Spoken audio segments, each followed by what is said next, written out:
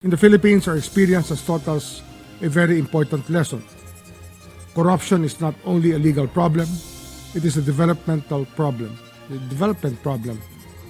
Binigyang diin ni Ombudsman Crispin Rimulya sa kanyang talumpati sa 7th Global Conference on SDG 16 sa United Nations na ang korupsyon sa Pilipinas ay hindi lamang isang legal na usapin, kundi isang malubhang suliranin sa pag-unlad, ekonomiya at pagtitiwala ng publiko. Ayon sa Ombudsman, kapag pinahihina ng katiwalian ang mga institusyon, nawawalan ng kumpiyansa ang mga mamamayan. Nag-aalinlangan ang mga mamumuhunan na nagre-resulta sa pagkasayang ng mga pampublikong pondong dapat ay nagbibigay ng oportunidad sa mga komunidad. And more importantly, a problem of trust. When corruption weakens institutions, people lose confidence. Investors hesitate. Communities suffer. Public resources that should create opportunities are wasted. Ipinaliwanag ni Rimulya, hindi maaaring idaan lang sa investigasyon ang pag-alis sa korupsyon. Bagamat tungkulin ng kanyang opisina na papanagutin ang mga umaabuso sa kapangyarihan ng walang kinikilingan, iginiit niya na kailangan ang sistematikong reforma. Nangangahulugan ito ng pagsusuri sa kung bakit nangyayari ang korupsyon at pag-aayos sa mga sistemang may mahinang kontrol, malabong proseso at kawalan ng transparency. Sa kasalukuyan, nahaharap ang Pilipinas sa mga hamon sa pamamahala, kabilang ang mga komplikadong investigasyon sa mga pampublikong proyekto ng infrastruktura. Ang mga ganitong hamon ay dapat magsilbing pagkakataon upang itama ang mga kahinaan ng sistema. But if we truly want lasting change, we must also ask the more difficult questions.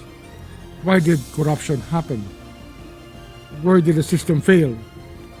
And how do we make sure it does not happen again? This means looking beyond individuals and examining the systems that allow corruption to grow.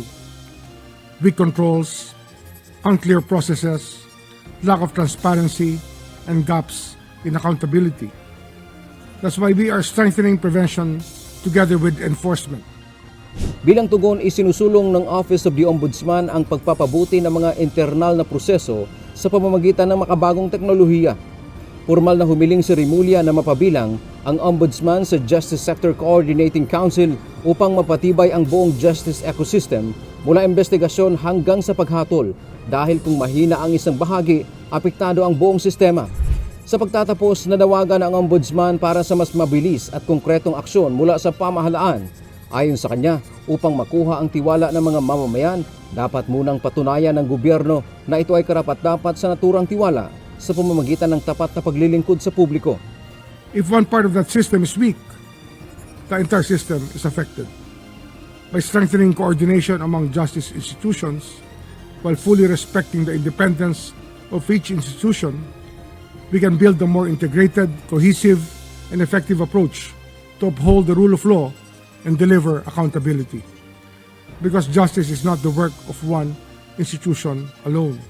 It is the responsibility of the entire system. Our objective is simple: to make integrity easier and corruption harder.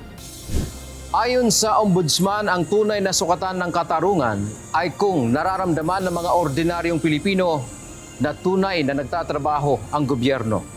Dante Amento, UNTV, News and Rescue. Diyos ang aming sandigan, serbisyo publiko ang aming pinahahalagahan.